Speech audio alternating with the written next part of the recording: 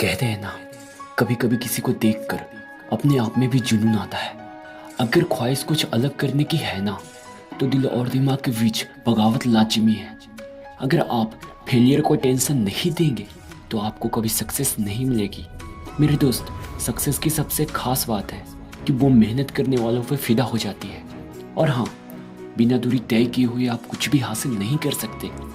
पता है, कहते तो सभी है डोंट जज मी, लेकिन करते सभी है life is not about finding your self. मेरा मतलब, आप लाइफ को हमेशा नहीं खोज सकते, but life is about creating your self. लेकिन आप लाइफ को हमेशा बना सकते हो। तो अब इन सब बातों का ना मैं सीधी तरह से समझाता हूँ। 30 जून सन 1985 को यूएसए के मैरीलैंड नामक स्थान पे एक बच्चा का जन्म होता है और उसका जीवन बचपन से बहुत दयनीय व्यतीत होता है।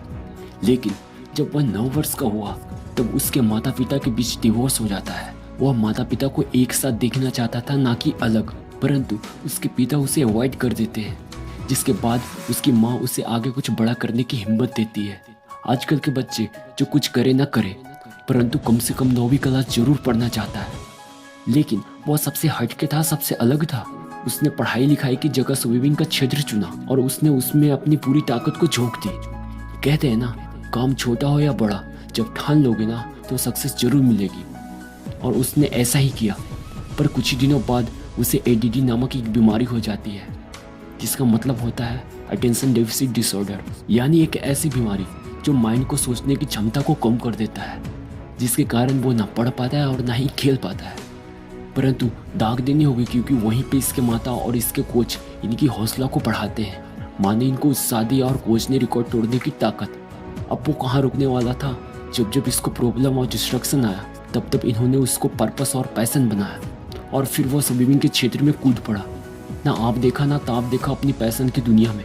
और इसने सन 2004 तक 6 मेडल्स को जीत लिया और उसी के साथ कई सारे रिकॉर्ड्स भी तोड़े। लेकिन कहते हैं ना, वक्त के साथ टाइम बदलता है।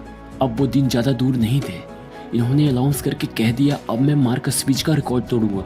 पता है वो कौन थे? जिसके पास एक ही साल में लगातार 7 गोल्ड मेडल जीतने का विश्व रिकॉर्ड था। लोगों ने बहुत मजाक बनाया, लेकिन एक इंटरव्यू में उनसे पूछा गया कि लोग आपके बारे में क्या क्या कह रहे हैं। तो माइकल फिलिप्स ने बोला, लोग मेरे और मेरे कोच का जितना मजाक बनाएंगे हम दोनों उतना ही फिलअप और चार्जेबल होते जाएंगे। और फिर क्या था, उसने अपनी द्वारा कहे रिकॉर्ड्स को तोड़ने के लिए ताबड़तोड़ मेहनत को जारी कर दिया। तभी कुछ दिन बाद फिर से उसके हाथ में एक फ्रैक्चर आ जाती है, जिसके बाद डॉक्टर ने इसे कुछ सालों आगे स्विमिंग करने से मना कर दिया। लेकिन मेरे दोस्त, कहते हैं ना, जब लगी हो आग सीने में कुछ करने की, तब बाज नहीं आएंगे हम किसी पैमाने की। इन्होंने वहाँ से चुपचाप चल दिया और फिर वहीं पहुँचा जहाँ से इसकी ज़िंदगी की शुरुआत हुई थी। और अब इसने अपने हाथों की बजाय अपने पैरों को मजबूत करने लगा। मार्कस स्विच जो दिन के 8 घंटे प्रैक्टिस करते थे, वही इसने दिन के 12 घंटे प्रैक्टिस करना शुरू कर दिया। और अब वह अपने आप को इतना स्विमिंग लेस्ट कर लिया था कि जब जब ये ओलंपिक्स में उतरा तब तक इसकी स्पीड को कोई माप ना सके, तब तक कोई इसकी स्पीड को भाप ना सके, कोई इससे आगे निकल ना सके। एक पर एक करके सारे गोल्ड मेडल को जीतते चला गया। लोगों में हड़कंप मच गई, सारा दुनिया शौक में था, आखिर ये बंदा कैसे कर रहा है।